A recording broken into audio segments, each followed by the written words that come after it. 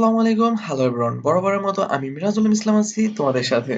আজকে ক্লাসের টপিক হচ্ছে নবম দশম শ্রেণীর বাংলা প্রথম পত্রের শোভা গল্প। আর প্রিয় এসএসসি 2024 শিক্ষার্থীরা, তোমাদের জন্য এই ক্লাসটা খুবই গুরুত্বপূর্ণ। কারণ এই ক্লাসে যে এমসিকিউ গুলো সলভ করব, আশা করি তোমাদের এখান থেকে কমন পড়বে। এবং এখানে যে এমসিকিউ গুলো আছে এখান থেকে তোমাদের যে আমাদের সৃজনশীলের ক নম্বর যে প্রশ্নগুলি আসে, আশা করি এখান থেকে কমন পেতে পারো। চলো আজকে ক্লাসটা শুরু করি। আমরা প্রথমেই দেখতে পাচ্ছি বাণীকণ্ঠের দুই বেলা কি খেত? বাণীকণ্ঠ দুই বেলা কি খেত? উত্তর মাছ ভাত।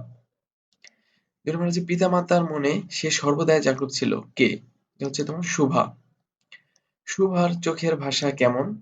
অসীম উদার। শুভার পরিবারের অর্থনৈতিক দিক দিয়ে কেমন ছিল? সচ্ছল। শুভা গল্পের শুভা কোন ধরনের প্রতিবন্ধী? শুভা বাক প্রতিবন্ধী। শুভা কোথায় মুক্তির আনন্দ খুঁজে পায়? শুভা প্রকৃতির কাছে মুক্তির আনন্দ খুঁজে পায়। শেষ কবিতা কোন প্রকৃতির রচনা?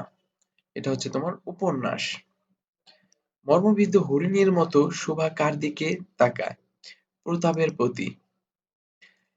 সুভাষিনী নামটি সার্থক হয়নি কেন? শুভা বোবা বলে। বোনদের মধ্যে সুভাষিনী ছিল মানে ছোট নাকি বড়? অবশ্যই ছোট। শুভার বাবা শুভার নাম সুভাষিনী রেখেছিলেন কেন? বড় বোনদের নামের সঙ্গে মিল রেখে। শুভার সাক্ষাতেই শুভার সাক্ষাতেই সকলে তার কোন বিষয়টি নিয়ে দুশ্চিন্তা করত? আসলে শুভার সাথে যারাই সাক্ষাৎ করত তারা আসলে শুভার কোন বিষয়টি নিয়ে সবথেকে বেশি দুশ্চিন্তা করত? শুভার ভবিষ্যৎ নিয়ে। শুভা কার মনে সর্বদা জাগরুক ছিল? পিতামাতার। গোসাইদের ছোট ছেলেটির নাম কি? প্রতাপ। ঝিল্লি রব অর্থ কি? ঝিঁঝি পোকার আওয়াজ বা শব্দে মুখর। প্রতাপের প্রধান শখ কি ছিল? ছিপ ফেলে মাছ ধরা। শুভা কোথায় বসে থাকত? তেঁতুল তলায় বসে থাকত। শুভার পুরো নাম কি? সুভাষিনী। কে শুভার মর্যাদা বুঝতো? প্রতাপ।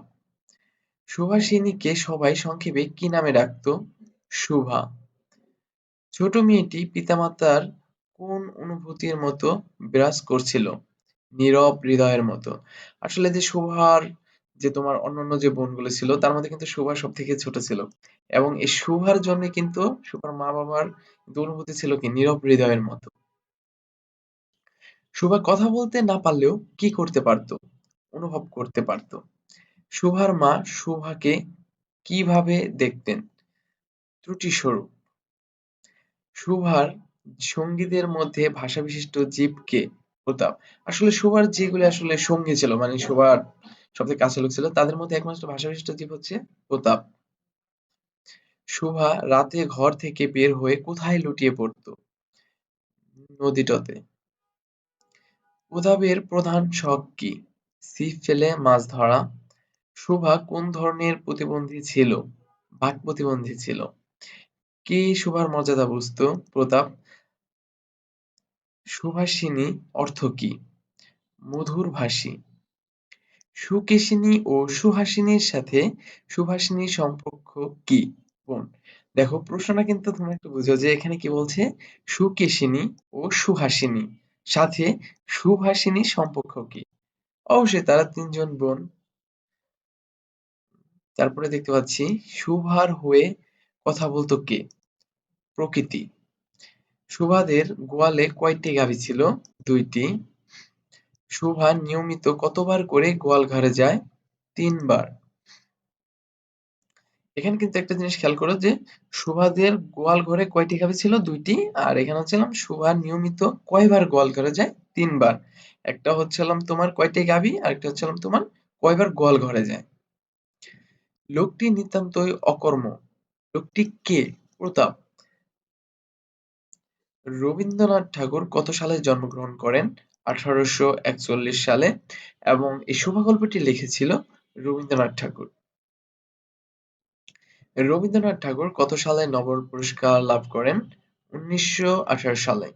রবীন্দ্রনাথ ঠাকুর কত সালে মারা যান? ১৯৪১ খ্রিস্টাব্দে। এবং বিশ্ব বিশ্বকবি রবীন্দ্রনাথ ঠাকুর পিতার নাম কি? মহিষ দেবেন্দ্রনাথ ঠাকুর। আজ এ পর্যন্তই। দেখা হচ্ছে পরবর্তীতে নতুন কোনো ভিডিও